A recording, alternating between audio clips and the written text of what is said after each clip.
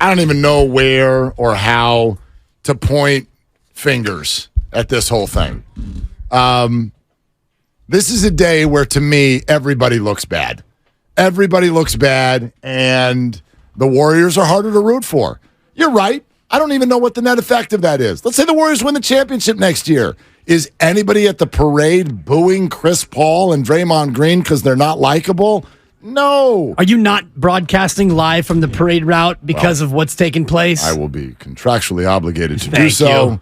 And you can work from home that day. So Can you imagine? We got Mark on Zoom. Yeah, like we get that. But I also don't think it would be smart for the Warriors to just ignore that sort of factor amongst their fan base. I know fans often feel like they don't have any power. You do. Some. Nobody's going to collectively boycott, like you said. I watched it. I remember with the Dodgers, like the fans sort of forced Frank McCourt to sell that team because they hated him so much they weren't going to games. And you know, the A's fans have tried to do some things like that here in recent years. Still don't know exactly where that's going to go. So, yeah, I get it. This is not a death blow for the Golden State Warriors. But for the last 10 years, this has been one of the easiest things to root for in the history of all sports. Steph Curry as your face and a consistent winner. It's harder today. Well, it's been harder, and Draymond makes it harder, especially in July, where we should all be worried about Podziemski's jumper, and we should be excited about Jackson Davis and how good he looked, and Guy Santos, can he crack the 15-man roster? That should be our Warriors topics, and it should be countdown to the schedule release, which should be 3 weeks from tomorrow, Mark. It usually launches in that second Thursday of August, I believe.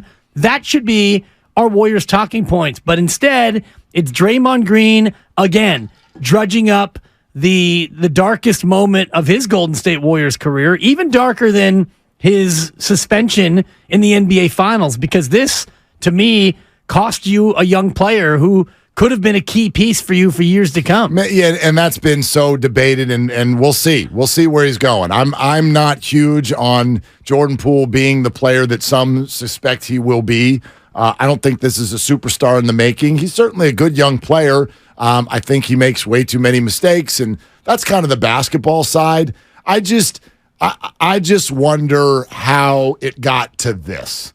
This is against everything that was sort of said all year long, which, you know, it starts with, oh gosh, I'm so sorry. I really messed up. I went to the darkest of places. And the teammates all saying, Draymond needs to regain trust. And then we go through the exercise of he's regaining a little bit of trust. And then in January, he had a talk with Jordan, and he regained that trust. And here we go. We're ready now for a playoff run. And I get it. I understand that you're not going to tell us all the gory details day in and day out throughout the year. But then to get to the end of the season, they don't win. Draymond publicly states we'd still be playing if I had not punched Jordan Poole. So he's still trying to lay on the grenade. He's still trying to take the blame, even though it's being received a certain way. Then Jordan gets traded, wait 3 weeks, and guns. Here comes the character assassination.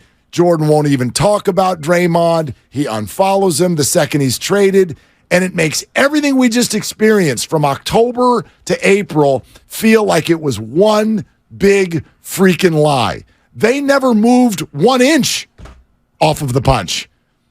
Not an inch. No. All year long. You hated each other the whole time. Right, here comes Larry with the locker room was fractured. I mean, it all makes sense. But it never needed to get to this. Well, it had to get to this, and there's no other way it could go than this, because he's a bully, he's a phony, and he's a fraud. And, you know, when Jordan Poole's dad jumps in to defend his son, you and I can have different beliefs about that. I actually applaud him for doing that, because it is a little bit embarrassing for Jordan Poole to have his dad step up, but Jordan Poole's not going to say anything. And if I'm the father of Jordan Poole and I saw this happen to my son, this man did that to my son, and now this man's going to go on a podcast and assassinate my son's character, I'm not going to be able to sit quietly and idly by. That's just me. So you and I can have a different opinion in terms of should Jordan Poole's dad gotten into it on social media. I probably would have done the same thing in terms of defending his kid, because your son's not going to defend himself. I guess my point on this, it's not even a should or shouldn't. It's just, you bit. We have people. Yeah, enough is enough, though. I know, but we have people on. Now, this is a tiny little micro. You'd be on YouTube or the text line or Twitter, and then not a day, not an hour goes by where someone's not on there going, "You suck. Yeah. You're a buffoon. Your takes stink. Everybody out here in the listening audience hates you." Now, you don't get my number on those, do you? I try to block it out. When they say it about you, I usually do go, I know, right? That is crazy, right? Thumbs up emoji. But I mean, come on, man. The obvious thing to do that has any staying power with a bully or somebody who's yappity, yappity, yap, yap, yap, yap, they're trying to get a reaction. Don't. That's how you stay up here, in my opinion. And Jordan, it's not about, his dad had to come to his rescue. Jordan will never speak on this. I think that's clear now. And it's most obviously the right thing for Jordan to do and his career. And that's debatable. If he thinks it's the right thing, then it's the right thing. And if it were me, and again, I'm speaking in terms of Jordan Poole's father, and this is more than just somebody on the text line saying, "You stink and I hate your takes." Your son got knocked out by a teammate, and now the teammate who knocked him out is basically saying that it was Jordan's fault. Jordan said things that you don't say to another grown man, and he's almost going on to the point where he's bragging about the fact that he knocked Jordan Poole out, and because he did it, Jordan Poole had to go, and I'm glad because now I get to play with adults. I'm finally going to be able to play with adults. So he's assassinating this young man's character after knocking him out and basically being the biggest reason. And I know Jordan Poole, we could talk about basketball fit and whether or not he got too big for his skis. And behavior. Behavior. All of that is a part of the picture. Take Draymond out of it. The rest of the team apparently didn't really like him either. Exactly. So that's a part of his departure. There is some accountability in there somewhere. I would agree with you. But in terms of having the guy who threw the punch and now is bragging about it and boasting over the fact that he's now playing with adults, that to me is nauseating. Of course it is. Of course. I guess here's the question I'd love to get to with Draymond Green. If that's where, and again, we have spent weeks trying to not talk about Draymond Green and Jordan Poole. We were on a nice little run there for a couple weeks. I think the under was going to play this week, and now it's Wednesday, and here we are. It's a blowout. It's an Ottoman game. Yeah. But this is where I keep getting to with Draymond. I'm not going to sit here and argue with anyone today over whether or not this guy's in line. Of course it's out of line. He's always out of line. So do you accept him or not? That's the question.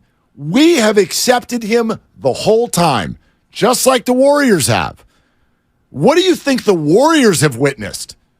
All of the things that we see Draymond do and we hear him do, how many things do you think have happened that we don't know about? It's probably tenfold, 10 to 1. And the Warriors accept him. Not just accept him.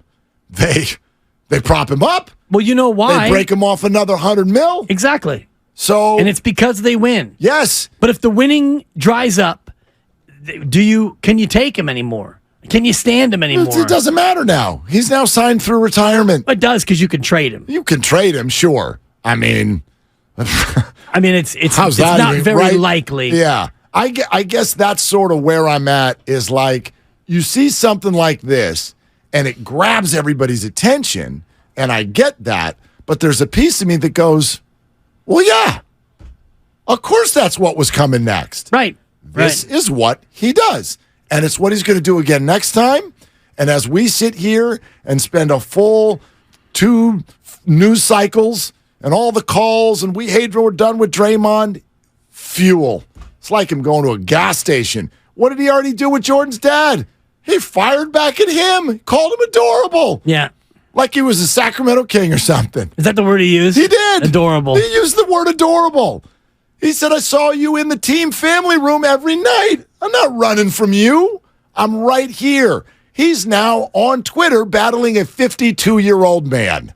I mean, yeah, it's nauseating, but it's the same thing it's been all the damn time. Yeah, 11-year career, and it's been mostly that. So now we don't accept him? Oh, I haven't accepted him for a long time. And I'll back you on that. Yeah, but I think there are a lot of different opinions on that. I admire the way he plays in terms of he guards 1 through 5 and he plays point guard at 6'5", but he plays center on defense. His basketball ability is unlike anything that I've ever seen in terms of its uniqueness. Offensively, he's a point guard. Defensively, he can guard virtually anybody. But Draymond Green, the person, makes my stomach turn. By the way, he did not use the word adorable. He said, that's so cute. He called him cute. Yeah. Yeah. That's so cute. By the way, you can tell both of these gentlemen are tweeting from emotion because, my gosh, the typos and missed words are all like, if I were an English teacher, we all need to sit down and have a conversation. But this is Twitter, and I'm not an English teacher. I believe Jordan's dad spelled the B word right. He got that one. Yeah. He left an S out of the word before that. Yeah. AS is actually just the word as. But anyway, Draymond, that's so cute. It's impossible. Do you want me to read it actually as it's written? Please. It's impossible to avoid you an arena for a year, champ.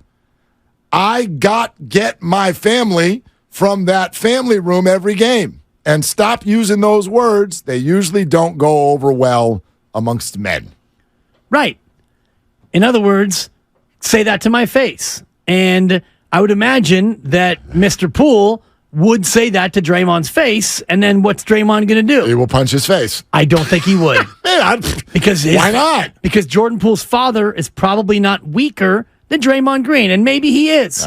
Maybe he's 5'7" and a librarian, and I shout out librarians. No, I've seen pictures I know of him. some tough ones. He's a large man. He's not as large as Draymond Green. Yeah. And he's twice his age. Correct. But anyway. He's got that old man strength. Oh. Again, to my point, I bet you that Draymond wouldn't do a thing about it because that's what bullies do. Yeah, They pick on the weak. And Jordan Poole at 23 with his hands down, and miss me caller with the Jordan started it by pushing him. Yes, you don't put your hands on another man.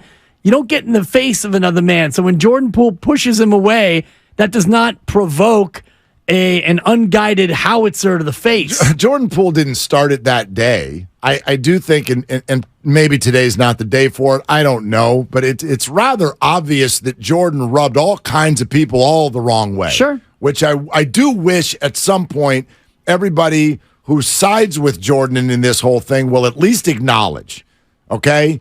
If Steph Curry cannot stop walking off of Edgewood Tahoe to talk about how much more mature they are now, there's a reason for that. If Kerr's on Draymond's podcast, there's a reason for that. If Clay felt the way he felt, there's a reason for that. It does not mean you should have punched him. But Jordan Poole is not innocent.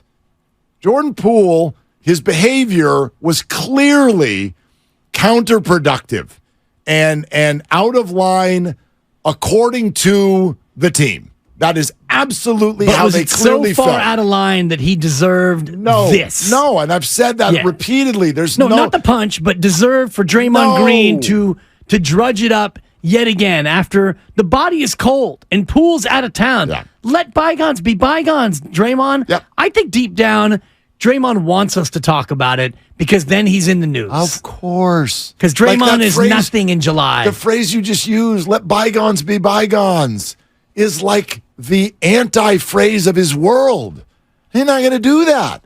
This is what he's going to do. You accept him or not?